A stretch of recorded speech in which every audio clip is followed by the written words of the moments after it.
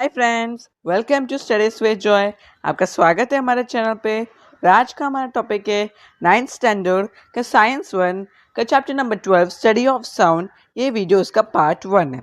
ये चैप्टर बहुत ही इंटरेस्टिंग है और कभी कभी स्टूडेंट्स को इसे समझना डिफ़िकल्ट होता है, इसलिए आज हम लोग इसे बहुत ही बेसिक्स से स्टार्ट करेंगे और इसे अच्छे से समझेंगे। और जिन्होंने हमारा 11th चैप्टर यानी कि रिफ्लेक्शन ऑफ लाइट नहीं देखा, वो आप जाके ज़रूर देखिएगा। वो भी चैप्टर बहुत ही इजी हमने बना दिया था। तो ठीक है, अब हम लोग शुरू करते हैं आज के हमारे टॉपिक से, जो कि स्टडी ऑफ साउंड का पार्ट 1 वीडियो।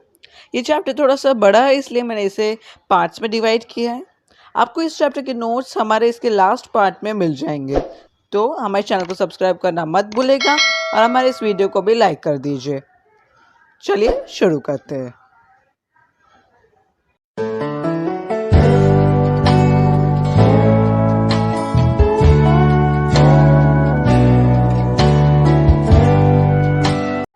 तो चलिए सबसे पहले समझते हैं, या फिर मैं आपको एक बेसिक क्वेश्चन आपसे पूछता हूँ, what is sound according to you. तो आपके सामने आपके दिमाग में एक ही चीज़ आएगी कि साउंड मतलब आवाज़ जो कि हमें सुनाई देती है। But exactly what is sound? ये साउंड एक सेंसेशन होता है। साउंड एक एनर्जी है जिसका एक सेंसेशन हमें एक वेव की तरह में, एनर्जी वेव आप बोल सकते हो उससे। तो sound is a sensation of a energy wave heard by our ears. So जो एनर्जी वेव्स है उनमें कुछ सेंसेशन आता है जो हमारे कान सुनते हैं और हमें साउंड सुनाई देता है। और साउंड प्रोड्यूस करना इज अगेन दैट वाइब्रेशन। हमारे अंदर वोकल कॉर्ड होता है, उससे उसे वाइब्रेट करने की वजह से यहाँ पर साउंड प्रोड्यूस होता है जिससे हम बात कर पाते हैं। Sound is nothing but sound is a form of energy which creates the sensation of hearing in our ears. So very important, if anyone asks you what is sound, you will write that the sound is a form of energy which creates the sensation of hearing in our ears.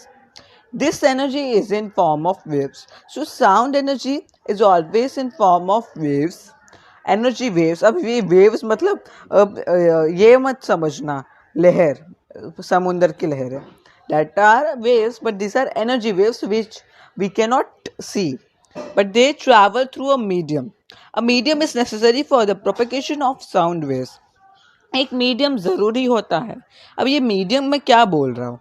Gas, liquid and solid. You know that these are the 3 states of a matter.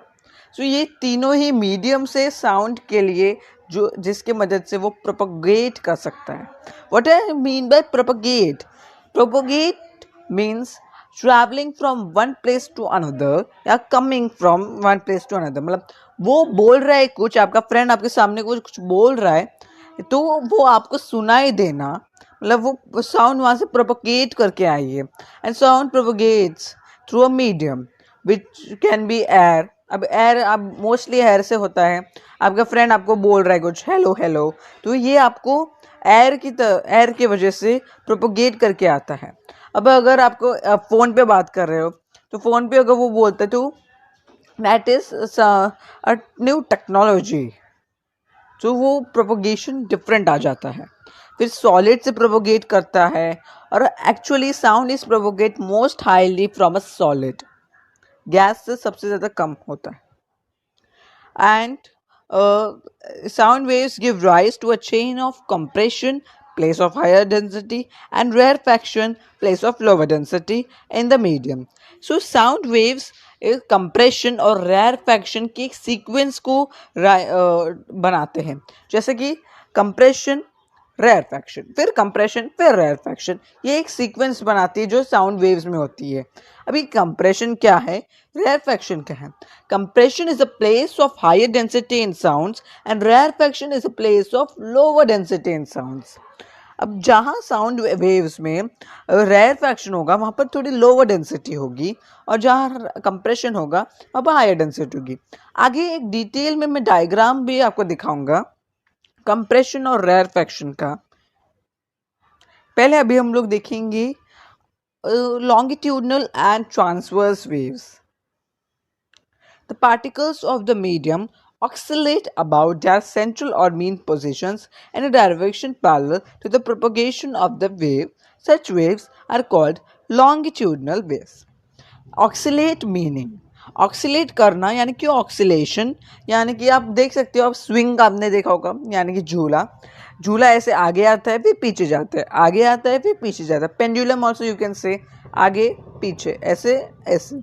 So that is called oscillation या oscillatory motion about their central और mean position, यानी कि central position यानी कि जो position centre में होती है. The particles of the medium oxalate, मतलब वो ऑक्सीलेट करते हैं, आगे पीछे आते हैं, यानी कि इस तरह आते हैं. अबाउट देयर सेंट्रल और मीन पोजीशन, यानी मीन पोजीशन से इस तरह in a direction parallel to the propagation of the wave. मतलब जिस डायरेक्शन में प्रोपगेशन है, यानी कि जिस डायरेक्शन में प्रोपगेशन हो रहा है उसी को पैरेलल करते हुए आते हैं, वो वेव्स होती है longitudinal waves. I will show you a diagram. सीधे ये जो पहला डायग्राम है ये लॉन्गिट्यूडनल वेव्स है. ये देखो, ये यहाँ पर ये वाली है, ये डायरेक्शन ऑफ एनर्जी ट्रांसफर यानी कि डायरेक्शन ऑफ द प्रोपगेशन, उससे ये पैरेलल है. और ये इस तरह होती है कि ऑक्सीलेशन हो रहा है ऐसे ऐसे ऐसे ऐसे. तो दैट इज ऑक्सीलेशन. ओके, तो ये होती है लॉन्गिट्यूडनल वेव्स. ट्रांसवर्स वेव्स भी क्या होती है? On the other hand, in the waves created by dropping a stone in still water, the particles of water oscillate up and down. These oscillations are perpendicular to the direction of propagation of waves. Such waves are called transverse waves. मतलब क्या बोलना चाहता है कि जब waves जो कि create होती है बाय अगर आपने एक पत्थर फेंका पानी में, नदी में, तो वहाँ पर कैसे रिपल मार्क्स आते हैं, ऐसे ऐसे ऐसे ऐसे जाती है, सारी वेव्स बन जाती है, थोड़ी छोटी छोटी ripples. The particles of water oscillate up and down. वो अप एंड डाउन होते हैं, इस तरह नहीं होते, वो इस तरह ऑक्सीलेट करते हैं. These oscillations are perpendicular to the direction of propagation. ये वाली ऐसी ऊपर और नीचे वाली एक्सीलेशंस, ये परपेंडिकुलर होगी डायरेक्शन को. ये डायरेक्शन को पहली वाली क्या थी, लॉन्गिट्यूडनल, परपेंडिकुलर नहीं पैरेलल थी. सो ये डिफरेंस है. Direction perpendicular to the direction of propagation of the waves. Such waves are called transverse wave. So these are the transverse waves जो कि परपेंडिकुलर होती है, इस तरह की होती है, जो कि परपेंडिकुलर होती है to the direction of the waves. Okay, so ये कॉन्सेप्ट है लॉन्गिट्यूडनल और ट्रांसवर्स वेव्स, जो कि बहुत ही इंपॉर्टेंट कॉन्सेप्ट है और इसे आपको याद रखना है कि किस तरह आपको इसे समझना है. तो ये था कॉन्सेप्ट लॉन्गिट्यूडनल और ट्रांसवर्स वेव्स का. याद रखिएगा, ये डायग्राम से आपको समझ में आ जाता है मेन डिफरेंस क्या होता है. और एक डिफरेंस है कि longitudinal waves are parallel to direction of the energy transfer, that is direction of propagation, and transverse waves are perpendicular to direction of propagation. Okay, अगर आपको इसमें कुछ डाउट है तो आप मुझे कमेंट सेक्शन में पूछ सकते हैं. I will surely try to reply and solve that doubt. A sound wave can be shown in the form of a graph. मतलब एक साउंड वेव हम लोग ग्राफ के फॉर्म में शो कर सकते हैं. इट्स अमेजिंग ना. मतलब आपने पहली बार सुना होगा, लेकिन ऐसा होता है. At any moment during the propagation of a sound wave, we would find alternate bands of compression and rarefaction of the medium, that is, bands of greater, lesser, and density. What it is telling us that कभी भी at any moment during propagation, जब propagation चल रहा होता है एक sound wave का, हम लोग को मिलेंगे alternate bands of compression and rarefaction. Now what I am telling about alternate bands, मतलब alternate bands मतलब होते हैं कि पहले कंप्रेशन, फिर rarefaction, फिर से कंप्रेशन, फिर rarefaction, फिर से कंप्रेशन, अल्टरनेटली ऑकर करना. That is bands of greater and lesser density. मतलब कंप्रेशन यानी कि ग्रेटर डेंसिटी, रेयरफैक्शन यानी कि लेसर डेंसिटी. तो ग्रेटर डेंसिटी, लेस डेंसिटी, फिर से ग्रेटर, फिर से लेस, दैट वे. तो इसी को अभी हम लोग समझेंगे, रेयरफैक्शन और कंप्रेशन को.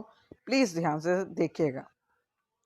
अभी जो आपको डायग्राम आपके सामने है, विजिबल होगा, इसमें जो फिगर ए है आप देख सकते हैं, जहाँ पर भी सी लिखा जाता है वो है कंप्रेशन, और जहाँ पर भी आर लिखा गया है वो रेयरफैक्शन है. अब ये तीनों ही डायग्राम्स यानी इस पूरे फिगर में, ये फिगर ए, फिगर बी और फिगर सी, तीनों ही अलग अलग आप बोल सकते हो कि ये है साउंड वेव्स तीनों ही लाउड स्पीकर से निकलती है. तो figure A shows the density changes in density while figure B shows the changes in pressure. The changes in density or pressure are shown in the form of a graph and figure C. So अब graph कैसे बनाओगे, वो इस तरह होगा. This is a graph. यहाँ पर rarefaction और कंप्रेशन का आपको कॉन्सेप्ट आता है. यहाँ पर आप जब देखते हो ये सी ये पार्ट यहाँ पर ये वाला डायग्राम दे, आपको ज़्यादा कंफर्टेबल होगा. ये है कंप्रेशन, ये है रेयरफैक्शन, ये है कंप्रेशन, ये है rarefaction. What I want to tell, compression यानी कि कंप्रेस हो जाना, इतना हो जाना आप जैसे देख सकते हैं. और रेयरफैक्शन यानी कि अलग, लेस डेंसिटी होनी, higher density less density. Rarefaction यानी कि अलग अलग, और कंप्रेशन यानी कि इतना पार्ट. हम लोग इसको सेकेंड पार्ट में भी मैं आपको इसे एक्सप्लेन करूंगा. तो आपको अभी के लिए सिर्फ ये डायग्राम याद रखिए. अब बात करते हैं वेवलेंथ की, एक साउंड की वेवलेंथ की. The wavelength of sound waves is indicated by the Greek letter lambda. Don't take any other meaning of this word. It is a Greek letter which is called as lambda, and it is denoted by small l, and it is like this. Lambda has a symbol which is shown. This is lambda. You can say this. This is lambda, and you should remember this symbol. Actually, that is not denoted by l. It is denoted by this. And what is wavelength I am telling? Wavelength यानी कि यहाँ पर जो आप diagram में देख ही सकते हो, ये वेव है, ट्रांसवर्स वेव्स हैं. और ये वेव्स के ऐसे जो दोनों के बीच में जो लेंथ होती है, इसे हम बोलते हैं लैम्बडा, दैट इज वेवलेंथ. ये पार्ट, ये लेंथ, डिस्टेंस आप बोल सकते हो मेजर करना. while its frequency, that is frequency, it is indicated by the frequency is indicated by nu. Okay, the amplitude, which is maximum value of pressure or density, is indicated by A. So in this diagram of graph here you can see A, that is the amplitude, like this one, height आप बोल सकते हो, height of the wave, like this. वो amplitude करते हो, और इस तरह लैम्बडा होता है. The time taken for one oscillation of pressure or density at a point in the medium is called the time period and is indicated by T. So, T is the time period taken. The value of frequency determines the pitch, high or low, of the sound, while the value of amplitude determines its strength or loudness. So, frequency से मैं मालूम पड़ता है कि एक high है कि लो है, हाई है कि लो है, ये भी पता चलता है. साथ ही साथ what is frequency of sound, that is nothing but एक पर्टिकुलर टाइम या फिर 1 सेकेंड में कितना प्रोपोगेट हुआ, कितनी दूर तक जा सकता है एक sound, that is frequency of the sound. And amplitude of the sound और डिटरमाइंस अस इट्स स्ट्रेंथ, कितनी लाउडनेस है. The distance covered by a point on the wave, for example, the point of highest density or lowest density in unit time is the velocity of the sound wave. तो क्या बोल रहे हैं कि the distance covered by a point on the wave, मतलब एक wave पे जो भी एक पॉइंट है उससे जो डिस्टेंस कवर किया है, जैसे कि point of higher density and lowest density, example in unit time is the velocity. मतलब एक डिस्टेंस जो एक पॉइंट ने कवर किया है वेव से, जो वो उसकी वेलोसिटी है इन unit time. Please remember, so velocity of sound is equals to density upon time. So not density, it is distance upon time. It is distance. So it is not density, it is distance upon time. So please remember it, how to calculate the velocity of sound. It is distance upon time. That way you have to calculate it. Any point on the sound wave covers a distance equal to L. What is L? Not L, that is lambda. wavelength in time t that is time period. Thus the velocity of sound is given by, so here velocity of sound is again given by a different formula also given to velocity of sound, that you must remember, that we are going to use in numericals. The formula is velocity is equals to wavelength upon time period, that is v is equals to lambda upon t, that is time period. Please remember it. Thus the velocity of sound is equals to wavelength into frequency. So velocity of sound has one more formula, that is wavelength into frequency. So these two formulas we are going to use in this chapter. First is velocity is equals to wavelength upon time period, that is lambda upon t, and second is velocity of sound is equals to wavelength into frequency. In any medium at fixed physical conditions, the velocity of sound of different frequency is very nearly the same. The velocity is highest in solids and least in gases. It increases with an increase in the temperature of the medium. First of all, main point is that in according to the temperature, the velocity of sound increases and decreases. Temperature के हिसाब से velocity increase होती है और decrease होती है sound की. और कोई भी मीडियम में एक फिक्स्ड फिजिकल कंडीशन में the velocity of sound of different frequency, मतलब अलग अलग फ्रीक्वेंसीज की अलग वेलोसिटी होती है, is very nearly the same, थोड़ी सेम ही होती है सेम फिजिकल कंडीशंस में. और velocity of sound is highest in solids and least in gases.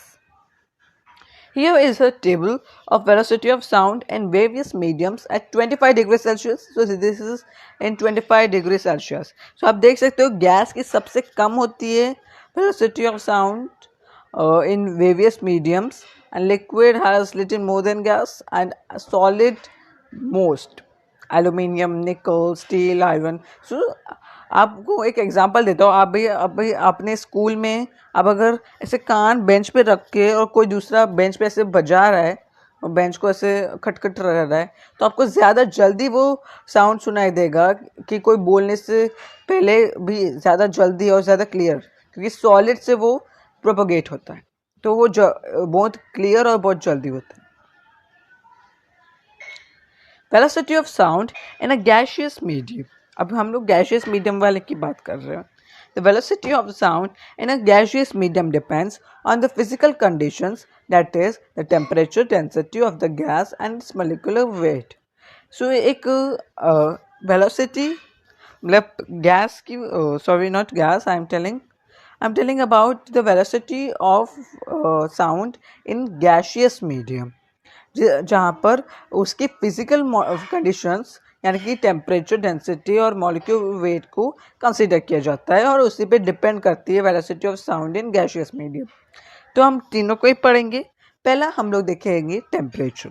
The velocity of sound is directly proportional to the square root of the temperature of the medium.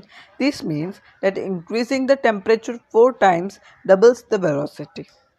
So what here it is a very important formula which is in front of you, that velocity is directly proportional to the square root of temperature. Please remember this, क्योंकि जैसे कि यहाँ पर लिखा गया है कि square अगर वी 4 times अगर हम लोग मल्टीप्लाई करते हैं square root of temperature into 4, and that will be the double of velocity, क्योंकि स्क्वायर रूट का डबल करेंगे तभी ही मिलेगा हम लोग को T. That is the similar meaning, common sense. तो यहाँ पर आपको याद रखना है ये formula. Density also we will see now. The velocity of sound is inversely proportional to the square root of density. This increasing the density 4 times reduces the velocity to half its value. So the velocity of sound is inversely proportional to the square root of density. मतलब inversely proportional होने की वजह से वो 1/√, of density आता है जब हम लोग उसे लिखते हैं. तो देयरफॉर जब हम लोग इंक्रीज करेंगे डेंसिटी को 4 into 4, if you multiply the square root of density into 4, that will reduce the velocity to half its value. उसे हाफ में बदल देगी रिड्यूस कर देगी. That all equations we will learn how what is meaning. That in numericals we will get it know. Molecular weight. You now just to remember these three formulas which are very important. The velocity sound is inversely proportional to the square root of molecular weight of the gas, thus increasing. सो अब molecular weight आपको पता ही होगा, हमने chapter number molecular weight जो आपको पता ही होगा कि हमने पढ़ा है पहले भी चैप्टर नंबर 4 में, what is molecular weight and what is the उसका कॉन्सेप्ट पूरा हमने पढ़ा था. तो मॉलिक्यूलर वेट को डिनोट किया जाता है एम से. अब now you have to mention that M here is molecular weight, क्योंकि एम हम मास के लिए भी यूज़ करते हैं. So the velocity sound is inversely proportional to the square root of the molecular weight of the gas, thus increasing the molecular weight 4 times reduces the velocity to half its value. So जो velocity है sound की वो inversely proportional है to the square root of molecular weight, just like the last one. And वो अगर हम लोग उस मॉलिक्यूलर वेट को 4 बार यानी कि square root of molecular weight को 4 टाइम्स इंक्रीज करेंगे तो वेलोसिटी उसके आधे हो जाएगी अपने वैल्यू की. ये सब कैसे वो हम समझाऊंगा मैं आपको नेक्स्ट लेक्चर में. The molecular weight of oxygen gas O2 is 32 while that of hydrogen gas H2 is 2. ये molecular weights आपको पता ही होगा. For a fixed temperature, the velocity of sound does not depend on the pressure of the gas. तो एक fixed temperature पे gas के pressure पे velocity of sound does not depend. Please remember this. The limits of hearing of the human ear are 20 Hz to 20,000 Hz. That is, the human ear can hear sounds of frequencies in this range. These sounds are called audible sounds. Our ears cannot hear sounds of frequencies lower than 20 Hz and higher than 20,000 Hz. That is 20 kilohertz. His sound with frequency smaller than 20 Hz is called infrasound. The sound produced by a pendulum and the sound generated by the vibrations of the Earth's crust just before an earthquake are examples of such sounds. Sound waves with frequency greater than 20 kilohertz are called ultrasounds. First of all, frequency का unit होता है hertz, HERTZ, that is hertz.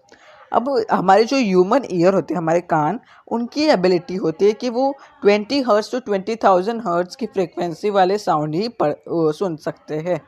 जो इन sounds को बोलते हैं Audible sounds, जो कि 20 to 20,000 hertz की में ही होते हैं. फिर बात आती है इंफ्रासाउंड्स की. इंफ्रासाउंड्स यानी कि जो 20 हर्ट्ज से भी कम होते हैं, यानी कि जिनकी फ्रिक्वेंसी 20 हर्ट्ज से भी कम होती है, उन्हें हम वो हमारे कान को नहीं सुन सकते. इंसान उन साउंड्स को नहीं सुन पाते, लेकिन जो कुछ ऐसे एनिमल्स हैं जो इसे सुन पाते हैं. और इस तरह के साउंड जो कि 20 हर्ट्ज की फ्रिक्वेंसी भी कम होती है, उससे भी कम होते हैं, उसे बोलते हैं इंफ्रासाउंड. और जो 20,000 हर्ट्ज की फ्रीक्वेंसी से भी ज़्यादा फ्रीक्वेंसी की होती है, उसे बोलते हैं हम लोग ultrasound. Bats have an ability to hear ultrasound. उनका ये कुछ बात हम लोग जानेंगे. The dog, mouse, bat, dolphin, etc. have a special ability to hear infrasounds. Thus, they can sense some noise which are inaudible to us. तो हम लोग को जो नहीं सुनाई देता वो सुन सकते हैं. Children under 5 years of age and some creatures and insects can hear waves with frequency up to 25 kilohertz. Bats, mice, dolphins, etc. can also produce ultrasound. तो जो चिल्ड्रन होते हैं जो 5 साल की एज तक में होते हैं, वो 25 किलो हर्ट्ज जितना भी सुन सकते हैं, यानी कि 20,000 हर्ट्ज से भी ज़्यादा, क्योंकि तभी उनके कान का सिस्टम नया नया होता है ना, इसलिए वो सुन पाते हैं. और जो बैट्स, माइस और डॉल्फिन होते हैं वो अल्ट्रासाउंड भी प्रोड्यूस करते हैं. Have you used someday any time dolphin cry? That is the Italian scientist. Now it is a very interesting concept, please hear it. The Italian scientist Spallanzani was the first to discover a special mechanism present in bats. He covered various organs of bats like the eyes, ears, nose, etc. one by one and allowed them to fly in the dark, thereby covering how they can fly easily in the dark. He found that the bats, with their ears covered, began to collide with whatever came in their path. Even though their eyes were open, they were of no use to the bats. He thus discovered that their ability to fly in the dark depends on their ears and not eyes. The ultrasonic sound produced by bats gets reflected on hitting an obstacle. This reflected sound is received by their ears and they can locate the obstacle and estimate its distance even in the dark. So what is happening here कि जो bat है ना उनकी एक ability होती है कि वो अंधेरे में भी अच्छे से देख नहीं लेकिन अच्छे से उड़ सकते हैं बराबर. अब ये कैसे हो सकता है ये फाइंड आउट करने के लिए एक साइंटिस्ट ने एक एक्सपेरिमेंट किया. उसने क्या किया बैट के नोज उसके आईज कवर करके उसे उड़ने दिया तो वो फिर भी बराबर नहीं उड़ पाया. लेकिन जैसे उसके कान बंद करके उसे उड़ने दिया उसकी आंखें तो खुल रही थी फिर भी वो दीवारों से टकराने लग गया कोलाइड. हाँ तो मतलब वो उसके लिए कभी कोई यूज़ की नहीं थी डार्क में उसकी आंखें. Actually what is happening bats ना अल्ट्रासोनिक साउंड प्रोड्यूस करते हैं और जो कोई भी ऑब्जेक्ट होगा उस वहाँ पर उससे रिफ्लेक्ट होकर वापस उनके पास आती है जिससे उनको मालूम पड़ता है कि वो ऑब्जेक्ट यानी कि वो चीज़ उससे कितनी दूर है. उसकी वजह से वो अंधेरे में भी अच्छे से उड़ पाते हैं. So that is a very good ability of bats. ये देखिए इस तरह के अल्ट्रासोनिक साउंड्स वो प्रोड्यूस करते हैं. सो ये छोटा सा एक अच्छा सा नॉलेज था आपके लिए. अब हम लोग यहाँ पर यूजेस ऑफ अल्ट्रासोनिक साउंड देखते हैं. अल्ट्रासोनिक साउंड के बहुत सारे यूजेस होते हैं. पहला है for communication between ships and at sea. तो सी में कम्युनिकेशन के लिए यूज़ किया जाता है ये. सेकेंड है to join plastic surfaces together. Ultrasonic sound is also use to join plastic surfaces. Third, to sterilize liquids like milk by killing the bacteria in it so that the milk keeps for a long time. So कुछ liquids जैसे कि milk में से उन्हें sterilize करना यानी कि कुछ प्योर करना ऐसे बोल सकते हैं या फिर उन्हें बैक्टीरिया फ्री करना वो बैक्टीरिया ख़त्म करने में मदद करते हैं. Fourth is echocardiography, which studies heartbeats, is based on ultrasonic waves. So echocardiography यानी कि जो हार्ट बीट्स को स्टडी करते हैं वो कैसे होते हैं वो सब वो अल्ट्रासोनिक वेव्स में बेस्ड है. सोनोग्राफी टेक्नोलॉजी भी बोल सकते हैं उसे. Fifth is to obtain images of internal organs in a human body. So हमारे एक्सरे या फिर आप बोल सकते सिटी स्कैन करवाने में भी मदद करती है. Sixth, in industries to clean intricate parts of machines where hands cannot reach. तो जहाँ पर हाथ नहीं पहुँच सकते मशीन्स में वहाँ पर वो क्लीनिंग करने के लिए वो उसे इस्तेमाल किया जाता है. तो बहुत यूजेस है अल्ट्रासोनिक साउंड के. सेवेंथ है to locate the cracks and flaws in metal blocks. So उसमें क्या क्रैक्स हुए हैं वो सब देखने के लिए. So there are so many uses of ultrasonic sound. इसी के साथ आज का लेक्चर मैं यहीं पे ख़त्म करता हूँ. ये पार्ट 1 ही था. अगर आपको कोई डाउट है तो आप कमेंट सेक्शन में पूछ सकते हैं और अगर आपको हमारी वीडियो पसंद आई तो लाइक कीजिए, सब्सक्राइब कीजिए.